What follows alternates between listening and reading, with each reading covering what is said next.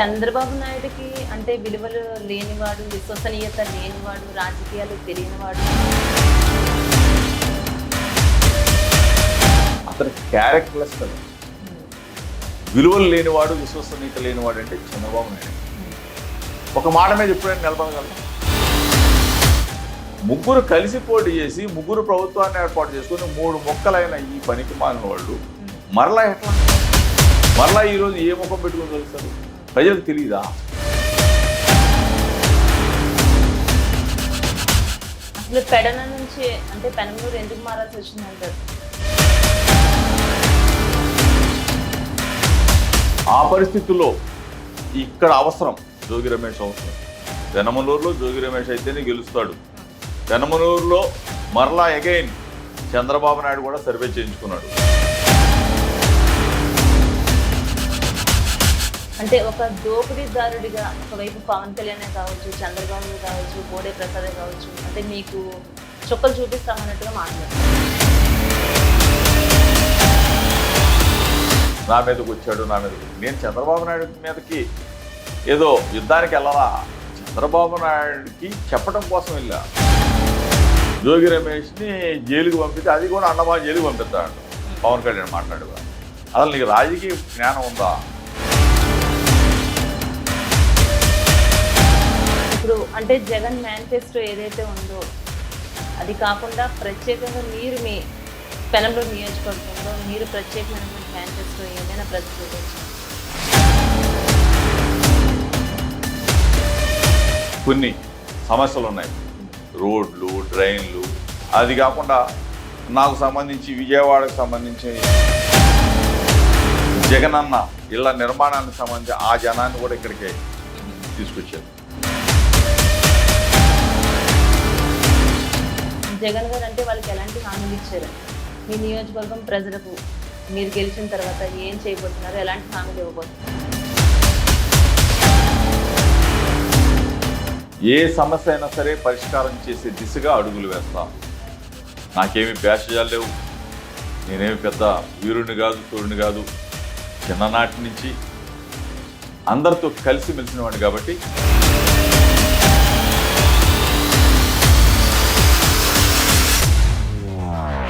Welcome to వీఫై news.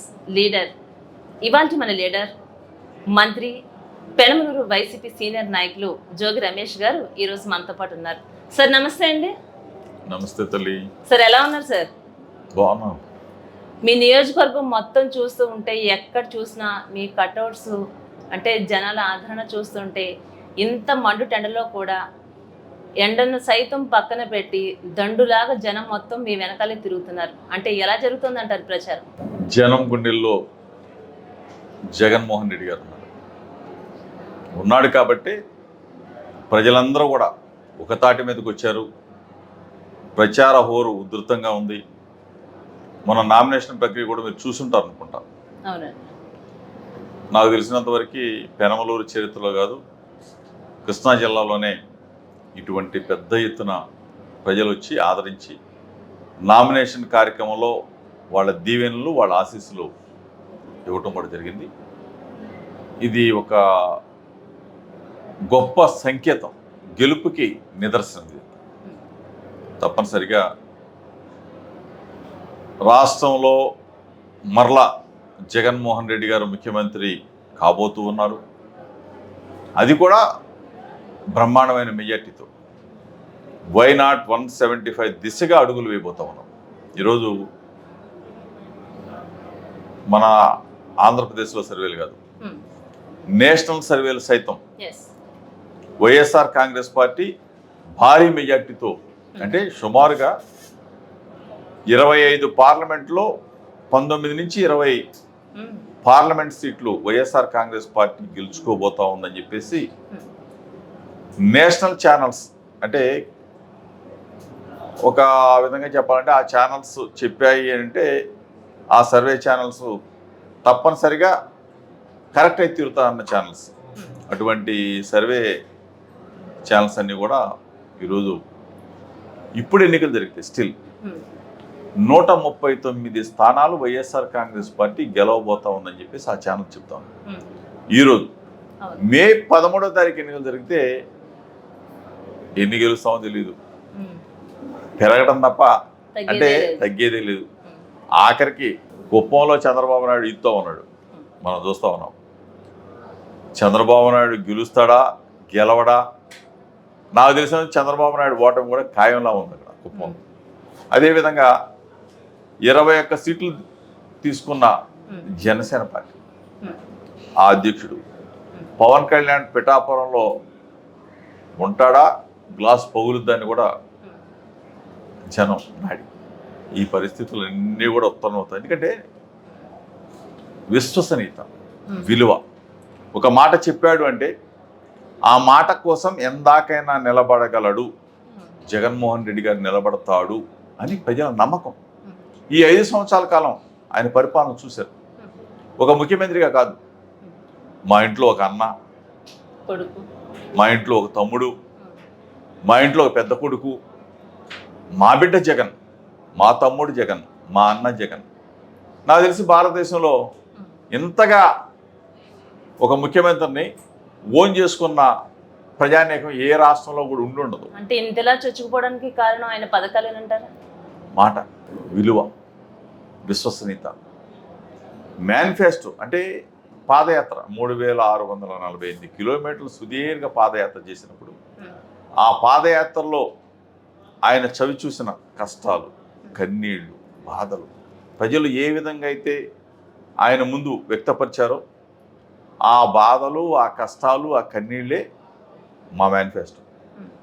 ఆ manifesto ఈ రోజున 99% ఆ మేనిఫెస్టోని భగవద్గీతలాగా, బైబిల్ లాగా, ఖురాన్ లాగా భావించి 99% వాగ్దానాలను నెరవేర్చి 5 సంవత్సరాలు ప్రజలకు సేవ చేసి 5 సంవత్సరాలు ప్రతి గడపకి కూడా మేలు చేసి, మేలు చేసిన తరువాత నేను మేలు చేస్తేనే మీరు నా వెంట నిలవండి అని చెప్పిన లీడర్ భారతదేశ చరిత్ర ఎవరైనా ఉన్నారా? ఒకే ఒక్కడు, జగన్మోహన్ రెడ్డి గారు. అంటే అంత మంచి చేశాడు కాబట్టి ప్రజల దగ్గరికి చేరువయ్యాడు, ప్రజల గుండెల్లో మిళితమైపోయాడు. ఈ రోజున జగన్ని కాపాడుకుంటాం, జగనన్న మాకు కావాలి అని చెప్పేసి చిన్న పిల్లల దగ్గర నుంచి మా మేనమామ దగ్గర అంటే పండు ముదుసలు దాకా నా బిడ్డ జగన్, నా మనవాడి జగన్ అనే స్థాయికి వచ్చాడంటే. ప్రత్యేకంగా మహిళల విషయంలో చూస్తుంటే మాత్రం వాళ్ళ దగ్గర నుంచి వచ్చేటటువంటి రెస్పాన్స్ చూస్తుంటే మళ్ళీ ఖచ్చితంగా జగనే సీఎం అవుతారేమో అని అనిపిస్తోంది. 100% అయిపోయింది ఆల్రెడీ, అది రాసి పెట్టుకోవచ్చు. మే 13వ తారీఖు ఎప్పుడు వస్తుందా, పోలింగ్ స్టేషన్ ఎప్పుడు తెరుస్తారా, ఎప్పుడు జగనన్నకు ఓటు వేయాలా, ఫ్యాన్ గుర్తుకు ఓటు వేయాలా, ఇదే ప్రజల ఆకాంక్ష. ఇంకేం లేదు. చంద్రబాబు లేదు, చెత్త లేదు, ఎవడు పనికిరాడు. వాళ్ళ వీళ్ళంతా కూడా అయిపోయిన క్యారెక్టర్స్, ప్రజలను మోసం చేసిన క్యారెక్టర్స్. చంద్రబాబు నాయుడు 14 సంవత్సరాలు చెయ్యలేనిది, చంద్రబాబు నాయుడికి చేతగానిది జగన్మోహన్ రెడ్డి గారు 5 సంవత్సరాల కాలంలో, 4 సంవత్సరాల 8 నెలల కాలంలో చేసి చూపించాడు. కాబట్టి ఈరోజు ప్రజలు మా జగన్ అన్న, మా జగన్ అన్న, మా జగన్. అంటే చంద్రబాబు నాయుడికి అంటే విలువలు లేనివాడు, విశ్వసనీయత లేనివాడు, రాజకీయాలు తెలియనివాడు, అసలు రాజకీయం అంటే ఏమిటో తెలియనివాడు అని మీరు అంటున్నారు కదా. మరి ఏమీ తెలియదే ఇన్నిసార్లు ఆయన ముఖ్యమంత్రి అయ్యాడంటారా? చంద్రబాబు నాయుడు ఎప్పుడు సింగిల్గా ముఖ్యమంత్రి అయ్యాడు? చంద్రబాబు నాయుడు ఇప్పుడు అయ్యాడు. వాళ్ళ మామని వెన్నుపోటు పొడిచినప్పుడు ఒకసారి అయ్యాడు. ఆ తర్వాత బీజేపీ పార్టీతో, ఆ పార్టీతో పొత్తు పెట్టుకున్నప్పుడు ఎప్పుడైనా సరే చంద్రబాబు నాయుడు సింగిల్గా ఆంధ్రప్రదేశ్ రాష్ట్రానికి ముఖ్యమంత్రి అయ్యాడా? అతను సింగిల్గా పోటీ చేసే దమ్ము, ధైర్యం చంద్రబాబు నాయుడుకి ఉందా? అతను క్యారెక్టర్లెస్ ఫెలో, విలువలు లేనివాడు, విశ్వసనీయత లేనివాడు అంటే చంద్రబాబు నాయుడే. ఒక మాట మీద ఎప్పుడైనా నిలబడగలరా? ఎప్పుడైనా సరే మనం చూసాం. ఎప్పుడో పాతకాలం నిన్న దాకా ప్రత్యేక హోదా కావాలని పోరాడింది ఆయనే, ప్రత్యేక ప్యాకేజ్ తెచ్చుకుంది చంద్రబాబు నాయుడే. ఏదైనా సరే మసి పూసి మారేడుకాయ చేయగల సత్తా ఒక చంద్రబాబు నాయుడికే ఉంది. మోడీ గారిని తిట్టగలడు, మోడీ గారి కాళ్ళు పట్టుకోగలడు. బీజేపీని తిట్టగలడు, బీజేపీ కాళ్ళు పట్టుకోగలడు. కాంగ్రెస్ పార్టీని తిట్టగలడు, కాంగ్రెస్ పార్టీ దగ్గరికి వెళ్ళి చీకట్లో కాళ్ళు పిసకగలడు. క్యారెక్టర్స్ ఇటువంటి అతను గురించి ఎంత చెప్పుకున్నా అంత తక్కువ. అటువంటి వ్యక్తికి ఎవరు చూశారు కదా, స్వయంగా ప్రజలు చూస్తాం. అటువంటి ఇప్పుడు 2014 ఎన్నికల్లో ఎవరు పోటీ చేశారు? చంద్రబాబు నాయుడు, పవన్ కళ్యాణ్, బీజేపీ కలిసి పోటీ చేసి, కలిసి గెలిచి, కలిసి ప్రభుత్వాన్ని ఏర్పాటు చేసుకొని, ఇక్కడ సంకీర్ణంలో బీజేపీ, అక్కడ ఢిల్లీలో చంద్రబాబు నాయుడు, వీళ్ళిద్దరూ కూడా కలిసి ప్రభుత్వాలను ఏర్పాటు చేసి పరిపాలన చేసిన వీళ్ళు మరలా అగైన్ ఏం చేశారు?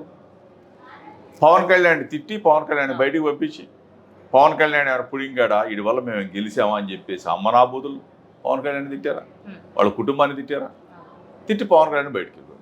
ఈ పవన్ కళ్యాణ్ ఏం చేశాడు? మోడీ గారిని పాసిపోయిన లడ్లు అన్నాడు, లేకపోతే అది అన్నాడు, ఇది అన్నాడు. ఇతను ఈ చంద్రబాబు నాయుడు ఏం చేశాడు? బయటకు వచ్చి మోడీ ఏమైనా పుడింగా, కుటుంబం ఉందా, పిల్లలు ఉన్నారా, భార్య ఉందా అని చెప్పేసి మోడీ గారిని తిట్టాడు. ముగ్గురు కలిసి పోటీ చేసి, ముగ్గురు ప్రభుత్వాన్ని ఏర్పాటు చేసుకుని 3 ముక్కలైన ఈ పనికి మాలిన వాళ్ళు మరలా ఎట్లా? మరలా ఈరోజు ఏ ముఖం పెట్టుకుని కలుస్తారు? ప్రజలకు తెలియదా? ప్రజలు తెలివితేటలు గలవాళ్ళు కాదా? 2014లో ఇదే కూటమి, ఇప్పుడు ఇదే కూటమి, గొప్ప కూలిపోతుంది తప్ప ఏమన్నా ఉందా? ఇటువంటి విలువలు లేని వ్యక్తుల్ని ప్రజలు నమ్మరుగాక నమ్మరు.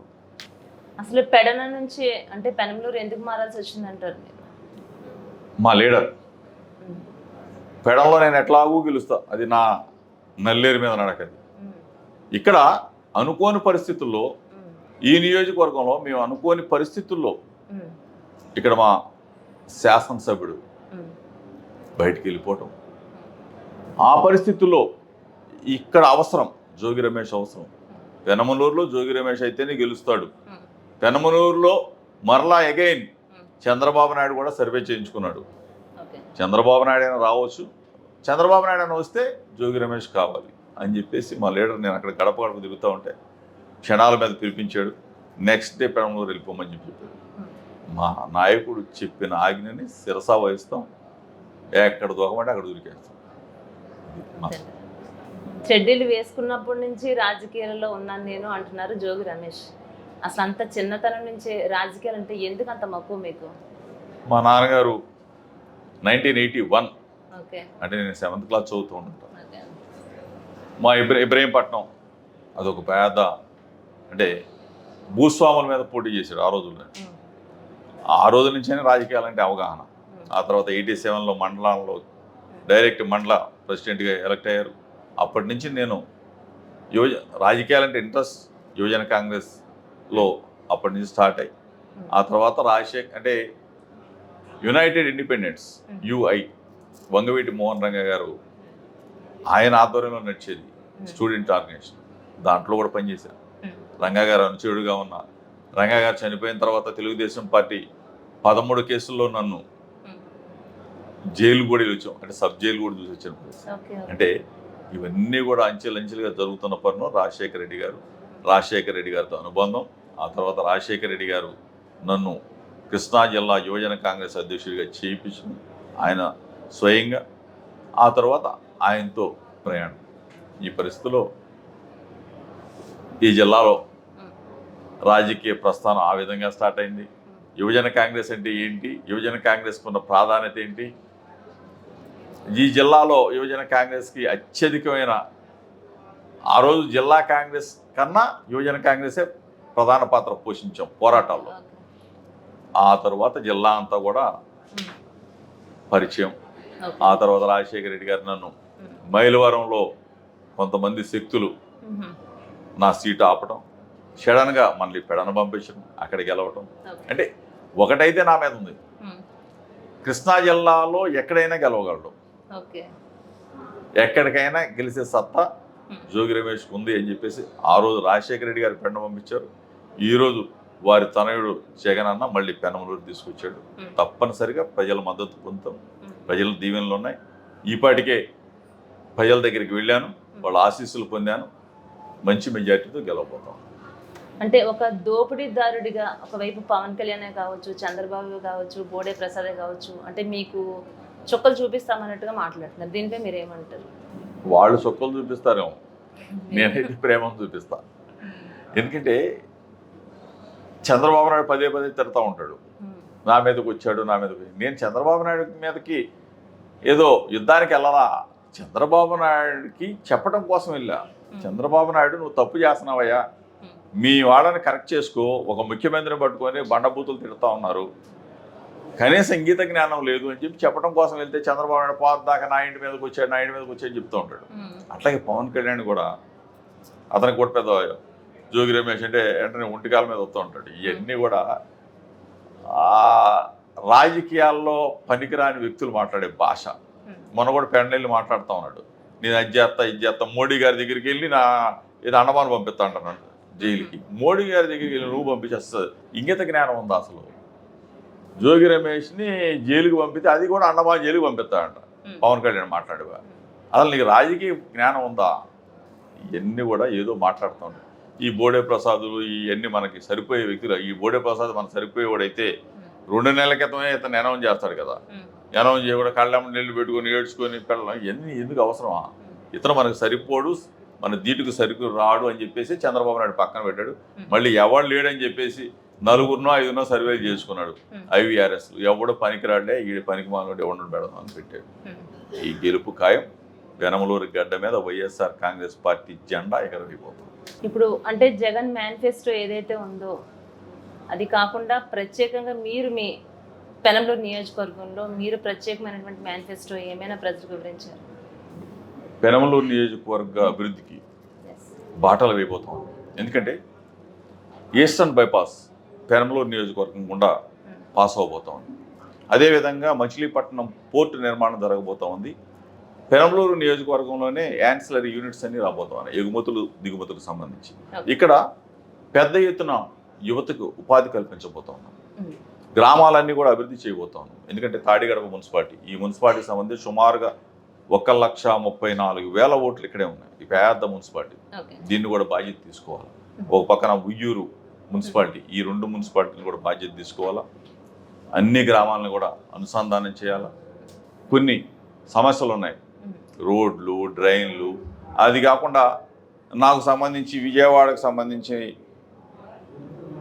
జగనన్న ఇళ్ల నిర్మాణానికి సంబంధించి ఆ జనాన్ని కూడా ఇక్కడికే తీసుకొచ్చారు. వణుకూరు అని 4-6 లేఅవుట్స్ ఉన్నాయి. ఆ లేఅవుట్స్ని కూడా అభివృద్ధి చేయించాలా. అక్కడి నుంచి వచ్చిన ప్రజలందరూ కూడా ఇక్కడ కూడా వసతులు కల్పించాలా. చాలా పెద్ద బాధ్యత ఉంది. ఈ నియోజకవర్గాన్ని ఒక ఆలోచనతో ముందుకు తీసుకెళ్తా. తప్పనిసరిగా ప్రజలకు చేరువుగా ఉంటా. 24 గంటలు నిద్రపోయే సమయంలో తప్ప ప్రజలందరికీ కూడా అందుబాటులో ఉంటానని చెప్పాను. మీ ద్వారా కూడా వాళ్ళకి తెలియజేస్తాం. అంటే ప్రధానంగా ఎలాంటి సమస్యలు మీ దృష్టికి వచ్చినాయి అంటారు? ఇప్పుడు మీరు చెప్పినవి కాకుండా ఇంకెలాంటి సమస్యలు ఉన్నాయి ఇక్కడ ప్రజలకు? ఇక్కడ మన నియోజకవర్గానికి సంబంధించి కడు పేదవారు ఉన్నారు, అత్యంత ధనికులు ఉన్నారు. పేదవారు పాపం ఒక చిన్న హట్స్లో 4-5 కుటుంబాలు కూడా ఉన్న పరిస్థితులు చూసాం. వాళ్ళందరినీ కూడా వాళ్ళకి మంచి చేయాలా, వాళ్ళకి ఇళ్ల స్థలాలు ఇవ్వాలా, వాళ్ళకి ఇల్లు కట్టించాలా, వాళ్ళకు ఒక దారిని చూపించాల్సిన బాధ్యత నా మీద ఉంది. అవన్నీ కూడా రేపు నెక్స్ట్ జగనన్న ప్రభుత్వంలో అవన్నీ కూడా ప్రజలందరూ కూడా చేరువ చేస్తాం, వాళ్ళందరూ కూడా మంచి చేస్తాం. జగన్ గారు అంటే వాళ్ళకి ఎలాంటి హామీలు ఇచ్చారండి? జగనన్న అంటే విశ్వాసం కదా. తప్పనిసరిగా ఇళ్ల స్థలాలు లేని వాళ్ళ అక్క చెల్లెమ్మలందరినీ కూడా గుర్తించాలా, ఇళ్ల స్థలాలు ఇవ్వాలా, ఇల్లు కట్టించాలా, యువతకు ఉపాధి కల్పించాలా. ఇవన్నీ కూడా యనమల కుదురు అంటే తాడిగడప మున్సిపాలిటీకి సంబంధించి యనమల కుదురు, తాడిగడప, పోరంకి ఇవన్నీ కూడా ఉన్నాయి. ఇవన్నీ కూడా పేదవారు ఎక్కువ, వీళ్ళందరికీ కూడా మంచి చేయాలా. మంచి చేసి వాళ్ళకి మేలైన వసతులు కల్పించాలా, వాళ్ళకి సరైన మార్గాన్ని చూపించాలా. ఫైనల్గా చెప్పండి, మీ నియోజకవర్గం ప్రజలకు మీరు గెలిచిన తర్వాత ఏం చేయబోతున్నారు, ఎలాంటి హామీలు ఇవ్వబోతున్నారు? నియోజకవర్గ ప్రజలందరికీ ఇంతకుముందు చెప్పాను, మీ ద్వారా కూడా చెప్తా ఉన్నాను. V5 ఛానల్ ద్వారా 24 గంటలు అందుబాటులో ఉంటా. నిద్రపోయే సమయం తప్ప ప్రజలతో మమేకం అవుతా. తప్పనిసరిగా మంచి చేస్తా, మీ మేలు కోరతా. ఏ సమస్య అయినా సరే పరిష్కారం చేసే దిశగా అడుగులు వేస్తా. నాకేమి భేషజాలు లేవు, నేనేమి పెద్ద వీరుని కాదు, సూర్యుని కాదు. చిన్ననాటి నుంచి అందరితో కలిసి మెలిసిన వాడిని కాబట్టి మీ సమస్యలు నాకు తెలుసు కాబట్టి ఆ సమస్యల పరిష్కార దిశగా అడుగులు వేస్తానని చెప్పేసి మీ ద్వారా తెలియజేస్తాను. ఒక మంత్రిగా ఇప్పటివరకు మీరు ఎన్నో కార్యక్రమాలు, మంచి మంచి కార్యక్రమాలు మీరు ప్రజలు చేయడం జరిగింది. అలాగే భవిష్యత్తులో మరెన్నో మంచి కార్యక్రమాలు చేయాలని, మిమ్మల్ని మళ్ళీ గెలిచిన తర్వాత నేను మళ్ళీ వచ్చి మిమ్మల్ని ఇంటర్వ్యూ చేయాలని, మీ ద్వారా ప్రజలకు మంచి చేకూరాలని మనస్ఫూర్తిగా మా వీపీ న్యూస్ కూడా కోరుకుంటాను sir. Once again wish all the best. Thank you అమ్మా. Thank you. చంద్రబాబు నాయుడుకి అంటే విలువలు లేనివాడు, విశ్వసనీయత లేనివాడు, రాజకీయాలు తెలియనివాడు. అతని క్యారెక్టర్లెస్ కదా. విలువలు లేనివాడు, విశ్వసనీయత లేనివాడు అంటే చంద్రబాబు నాయుడు. ఒక మాట మీద ఎప్పుడైనా నిలబడగలరు. ముగ్గురు కలిసి పోటీ చేసి ముగ్గురు ప్రభుత్వాన్ని ఏర్పాటు చేసుకుని 3 మొక్కలైన ఈ పనికి మాలిన వాళ్ళు మరలా ఎట్లా, మరలా ఈరోజు ఏ ముఖం పెట్టుకుని తెలుస్తారు? ప్రజలకు తెలియదా? అసలు పెడన నుంచి అంటే పెనంలూరు ఎందుకు మారాల్సి వచ్చిందంటారు? ఆ పరిస్థితుల్లో ఇక్కడ అవసరం జోగి రమేష్ అవసరం. పెనమలూరులో జోగి రమేష్ అయితేనే గెలుస్తాడు. పెనమలూరులో మరలా అగైన్ చంద్రబాబు నాయుడు కూడా సర్వే చేయించుకున్నాడు. అంటే ఒక దోపిడీదారుడిగా ఒకవైపు పవన్ కళ్యాణ్ కావచ్చు, చంద్రబాబు కావచ్చు, బోడే ప్రసాద్ కావచ్చు, అంటే మీకు చుక్కలు చూపిస్తామన్నట్టుగా మాట్లాడారు. నా మీదకి వచ్చాడు, నా మీదకి. నేను చంద్రబాబు నాయుడు మీదకి ఏదో యుద్ధానికి వెళ్ళాలా, చంద్రబాబు నాయుడికి చెప్పడం కోసం వెళ్ళా. జోగి రమేష్ని జైలుకి పంపితే అది కూడా అన్నమా జైలుకి పంపిస్తాడు పవన్ కళ్యాణ్ మాట్లాడు. అసలు నీకు రాజకీయ జ్ఞానం ఉందా? ఇప్పుడు అంటే జగన్ మేనిఫెస్టో ఏదైతే ఉందో అది కాకుండా ప్రత్యేకంగా మీరు మీ పెనంలూరు నియోజకవర్గంలో మీరు ప్రత్యేకమైనటువంటి మేనిఫెస్టో ఏదైనా ప్రతిపాదించారు? కొన్ని సమస్యలు ఉన్నాయి, రోడ్లు, డ్రైన్లు. అది కాకుండా నాకు సంబంధించి విజయవాడకు సంబంధించి జగనన్న ఇళ్ల నిర్మాణానికి సంబంధించి ఆ జనాన్ని కూడా ఇక్కడికి తీసుకొచ్చారు. జగన్ గారు అంటే వాళ్ళకి ఎలాంటి హామీలు ఇచ్చారు? మీ నియోజకవర్గం ప్రజలకు మీరు గెలిచిన తర్వాత ఏం చేయబోతున్నారు, ఎలాంటి హామీలు ఇవ్వబోతున్నారు? ఏ సమస్య అయినా సరే పరిష్కారం చేసే దిశగా అడుగులు వేస్తాం. నాకేమి భేషజాలు లేవు. నేనేమి పెద్ద వీరుని కాదు, సూర్యుని కాదు. చిన్ననాటి నుంచి అందరితో కలిసి మెలిసిన వాడిని కాబట్టి